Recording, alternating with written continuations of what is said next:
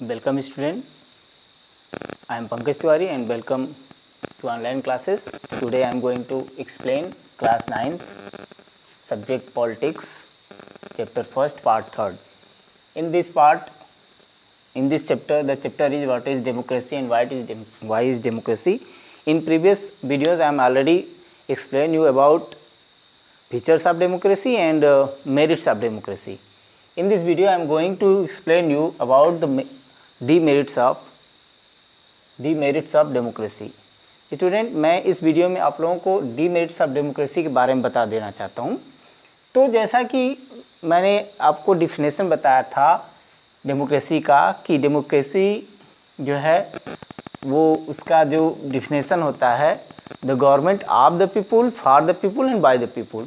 एक ऐसा शासन जो लोगों के द्वारा लोगों के लिए लोगों का शासन हो, उससे जो है डेमोक्रेटिक कंट्री कहते हैं और इस तरह का शासन जो है डेमोक्रेटिक गवर्नमेंट कहा जाता है. तो इसमें अब देखें तो अब डीमेरिट ऑफ डेमोक्रेसी का उसमें देखें तो दिया है पहला फर्स्ट इसमें कि पॉलिटिकल इंस्टेबिलिटी इस तरीके उससे होता है कि अगर कोई राजतंत्र है या डिक्टेटरशिप ही देखते हैं तो इलेक्शन जब कंटिन्यू 5 ईयर्स पर नहीं होता जो है वो एक तरीके से उन लोगों का जो है एक इनहेरिटी चलता है, उनका उत्तराधिकारित्व तो चलता है. तो क्या होता है कि एक के बाद एक क्रम में या देखें तो जो डिक्टेटर है वो 5, 10, 15, 20, 25 वर्षों तक जो है शासन करता है.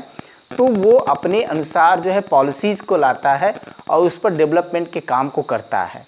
तो एक तरीके से लंबे समय तक एक पॉलिटिकल पार्टी या एक व्यक्ति के द्वारा जब शासन किया जाता है तो एक क्या है, एक स्टेबिलिटी देखने को मिलता है, पॉलिटिकल स्टेबिलिटी देखने को मिलता है. लेकिन जब डेमोक्रेटिक कंट्री को देखें तो एवरी 5 ईयर्स पर जो है या 6 ईयर्स पर जब भी इलेक्शन होता है तो क्या होता है देखने को ये मिलता है कि क्या है जो इससे पहले रूलर हुआ करता था जब इलेक्शन होता है तो उसको रूलर को हटा दिया जाता है. तो उसके द्वारा जो भी पॉलिसी बनाए गए होते हैं वो जो है हट जाते हैं और नया जो रूलर आता है या नया जो एक तरीके से प्रधानमंत्री या राष्ट्रपति जो चुना जाता है वो अपने उसके अनुसार जो है कार्य करने लगता है. तो कहीं ना कहीं जो है इसमें पॉलिटिकल इनस्टेबिलिटी देखने को मिलता है. अगला जो है उसमें सोशल इनइक्वालिटी. इसमें भी हम देखते हैं कि सोशल इनइक्वालिटी एक है कि जैसे अगर हम देखें कि इलेक्शन हुआ, इलेक्शन में जो है जो पावरफुल पर्सन हैं वो ही जो है चुनाव में जीत करके आते हैं. तो उनकी भी जो है एक तरीके से जो है परंपरा चला आता है कि उनके अपने बाद जो है उनका लड़का जो है उसके लिए उनका जो है उत्तराधिकारी बनेगा और वो जो है पार्टी में एक तरीके से मुखिया वहीं बना रहता है. तो कहीं ना कहीं ये जो है सोशल इनइक्वालिटी देखने को मिलता है कि एक जो पार्टी भी है उसमें विशेष लोगों की ही जो है उसमें ज़्यादा डिक्टेटरशिप चलता है. तो एक तरीके से देखें तो वहाँ उच्च वर्ग, मध्यम वर्ग और जो है निम्न वर्ग जो जिस तरीके से है वो उसी तरीके का जो है बना रहता है. तो कहीं ना कहीं जो उच्च वर्ग के लोग उसमें इन्वॉल्व रहते हैं उन्हीं का जो है प्रभाव हमेशा देखने को मिलता है. और जो निम्न वर्ग, मध्यम वर्ग के लोग हैं वो किसी भी तरीके से जो है वो इक्वल नहीं हो पाते, उनको जो है प्रतिनिधित्व का चांस नहीं मिल पाता.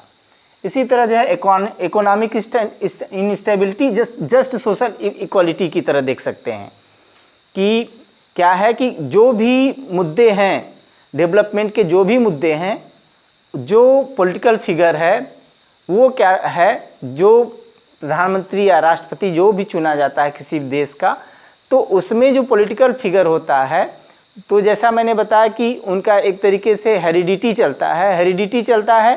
तो वो क्या है हमेशा चाहेंगे कि उनका बच्चा जो है उनका लड़का अपना या उनके अपने लड़के या उनके अपने वंश परंपरागत तरीके से जो भी हो उनके परिवार का उनके बाद जो है उस पार्टी का मुखिया बने और इलेक्शन कंस्टेंट करके जीत करके पार्टी में गवर्नमेंट में पार्टिसिपेट करने की कोशिश करता है.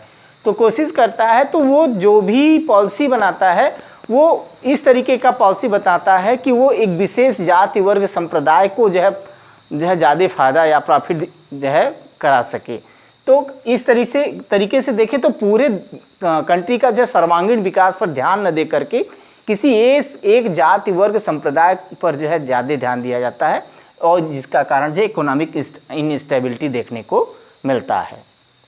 इसके बाद देखते हैं तो मनी एंड मसल। इसमें भी जैसा मैंने अभी बताया कि अगर जैसे अलग अलग पार्टी है, पार्टी में टिकट का बंटवारा होता है, तो टिकट का बंटवारा होते समय जो पार्टी के मेंबर हैं वो टिकट क्या करते हैं, एक तरीके से बेचते हैं। जो ज़्यादा पैसा देता है उस रिच पर्सन को पार्टी का टिकट मिल जाता है, या अगर जो व्यक्ति पावरफुल है, मसल पावर है, बहुत कह लें कि एक तरीके से जो एक शक्तिशाली व्यक्ति है, बाहुबली कह सकते हैं, बाहुबली व्यक्ति है, उसको टिकट दिया जाता है कि अपने बाहुबल के कारण और पैसे के कारण जो टिकट उससे दिया जाता है तो उस क्षेत्र में वो जो है इलेक्शन जीत जाएगा तो गवर्नमेंट में पार्टिसिपेट करेगा, तो उस पार्टी को एक जो है सीट जीता हुआ मिल जाएगा। तो इसलिए जो भी टिकट का बंटवारा करते हैं वो ये ध्यान में लेके करते हैं कि जो रिच पर्सन है या जो मसल पावर जिनके पास है, जो बाहुबली है, उनको जो है ये दिया जाता है, जिसके कारण क्या है कि जो एक सामान्य व्यक्ति है उसका प्रतिनिधित्व तो नहीं हो पाता, तो सामान्य व्यक्तियों के मुद्दे भी जो है गवर्नमेंट तक नहीं पहुंच पाते। जैसा कि अभी मैंने इकोनॉमिक इंस्टेबिलिटी बताया, उसमें भी जो है मसल पावर, मनी पावर के कारण ही जो प्रतिनिधि वहाँ पहुँचेंगे वो अपने अनुसार ही अपने जाति वर्ग संप्रदाय या अपने ही फेवर में कुछ ऐसे पॉलिसी बनाएंगे गवर्नमेंट में जिससे कि जो भी प्रॉफिट हो उन्हें ज़्यादा से ज़्यादा मिले। तो कहीं ना कहीं जो है इंस्टेबिलिटी मिलता है, और वो मनी और मसल पावर के कारण। इसी तरह देखते हैं तो जो है करप्शन है। करप्शन का मैंने अभी आपको उदाहरण दिया कि मनी पावर जो है वो क्या करता है कि किसी विशेष क्षेत्र में जब इलेक्शन होता है तो क्या है, जो एडल्ट फ्रेंचाइजी है उसके अकॉर्डिंग तो लोग वोटिंग करते हैं, तो उसमें क्या है, जो एडल्ट फ्रेंचाइजी के अकॉर्डिंग जो वोटिंग सिस्टम है, क्या करते हैं कि वोटर्स को खरीद लेते हैं, पैसे दे करके वोटर्स को पैसे देकर खरीद लेते हैं कि आप पैसे आप लोगों को दिया जा रहा है और आप जो है एक तरीके से वोटिंग करिए। तो मसल पावर, मनी पावर के कारण जो है जो वोटर हैं वो बिक जाते हैं और वो अपने जो है अधिकार को पैसे में बेच देते हैं, और इस तरीके से कोई करप्टेड व्यक्ति जो है उस एरिया का सांसद विधायक बन जाता है जो कि सर्वांगीण विकास पर ध्यान नहीं देता। तो ये एक तरीके से डीमेरिट है जो है डेमोक्रेसी का। उसी तरह देखें डिले इन डिसीजन मेकिंग। अगर एक डिक्टेटर है या राजवंश परंपरागत तरीके से शासन व्यवस्था चल रहा है तो उसमें ये देखने को मिलता है कि कोई डिसीजन है, मान लिया कोई इमरजेंसी ही आ जाता है, तो उसमें डिसीजन मेकिंग में जो फास्ट डिसीजन वो डिक्टेटरशिप के द्वारा या राजतंत्र के द्वारा ही लिया जा सकता है। क्योंकि अगर डेमोक्रेटिक कंट्री होगा तो पार्लियामेंट में अलग अलग समूह के द्वारा अलग अलग जो एक कहने की सिस्टम है उस सिस्टम से हो करके डिसीजन मेकिंग गुजरता है, तो डिसीजन लेने में लंबा समय लग जाता है, डिले हो जाता है। तो कभी कभी ये जो है किसी भी कंट्री के लिए जो है वो अनफेवरेबल हो जाता है। तो ये इंस्टेबिलिटी और डिले इन डिसीजन देखने को डेमोक्रेटिक कंट्री में मिलता है, जो कि एक क्या है, डेमोक्रेसी का क्या है, डीमेरिट है। स्टूडेंट इतना तो हो गया। इसके बाद में आपको multi party system, bi party system और वन पार्टी सिस्टम बताया था। तो सिंगल पार्टी सिस्टम का जैसे मैंने बताया था कि एक ही पार्टी का जिसमें शासन व्यवस्था चले, जैसा कि चाइना कम्युनिस्ट पार्टी चाइना का एग्जाम्पल है। बाई पार्टी सिस्टम जिसमें ऐसा कंट्री जिसमें केवल दो पार्टियों का ही प्रभाव देखने को मिले या दो ही पार्टियों को जो है वहाँ एक तरीके से उन्हें मान्यता मिले।